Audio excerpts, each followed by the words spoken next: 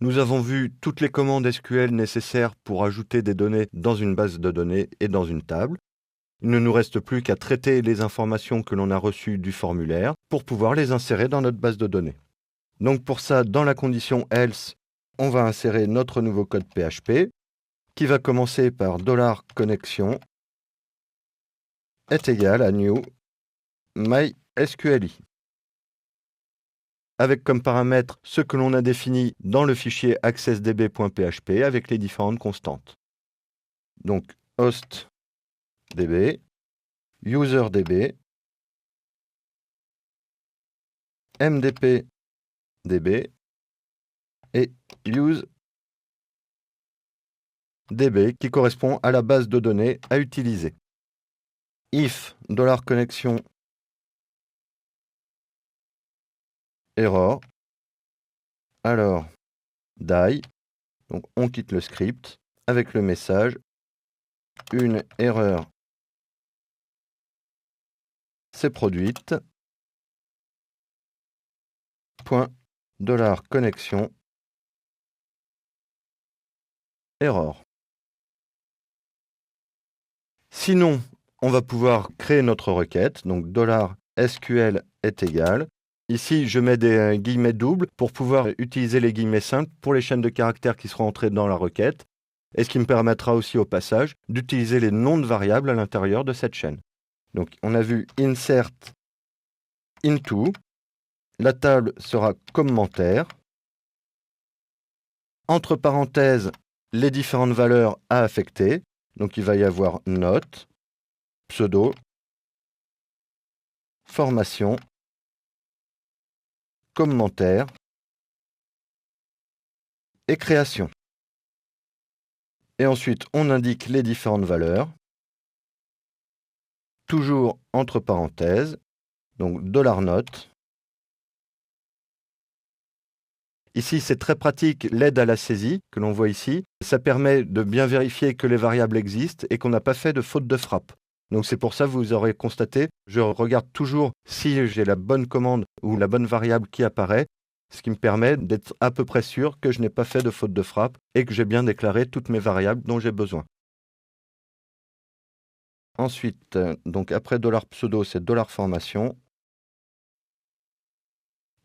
$message,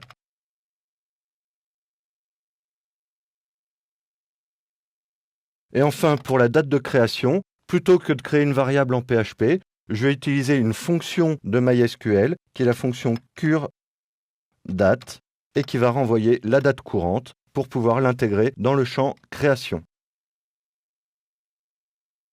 If $connection query $SQL, alors echo le commentaire a bien été ajouté. Et ça, je vais vouloir le mettre dans une balise H3.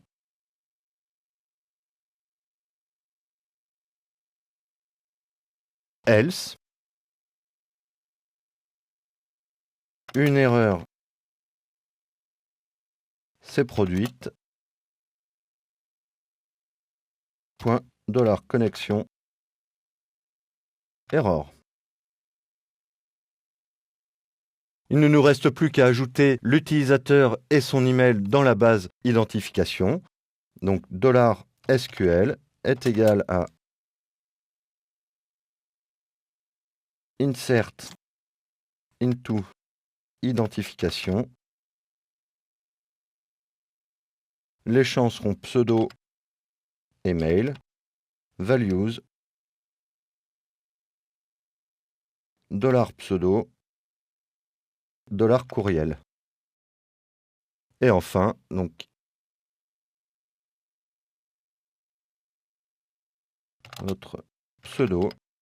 Alors bien évidemment, quand on sera en production, on va regrouper ces deux messages de réussite ou d'erreur pour donner une seule information et pas deux. Parce que là, si par exemple l'ajout dans les commentaires réussit, mais pas l'ajout dans l'identification, on aura des messages un peu incohérents qui pourront d'une part induire en erreur les utilisateurs et d'autre part donner des informations aux personnes malveillantes pour pouvoir comprendre comment est structuré le script.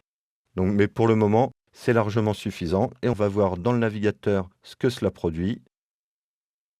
Donc si je recharge la page, alors je vais prendre comme pseudo Didier, comme adresse mail toto@tata.fr. La formation, je vais choisir JavaScript.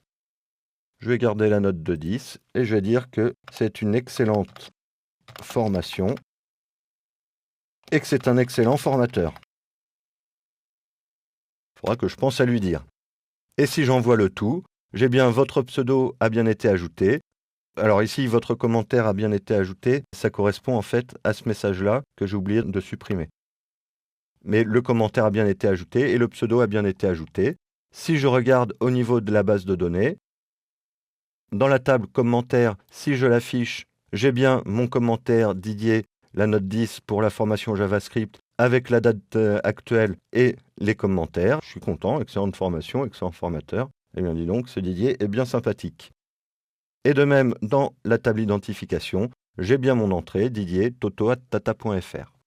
Donc vous pouvez constater que l'ajout de champs dans une base de données se fait relativement facilement, en quelques lignes de code. Ici, il manque encore certaines vérifications et certaines protections au niveau de la base de données, donc on va en parler tout de suite après.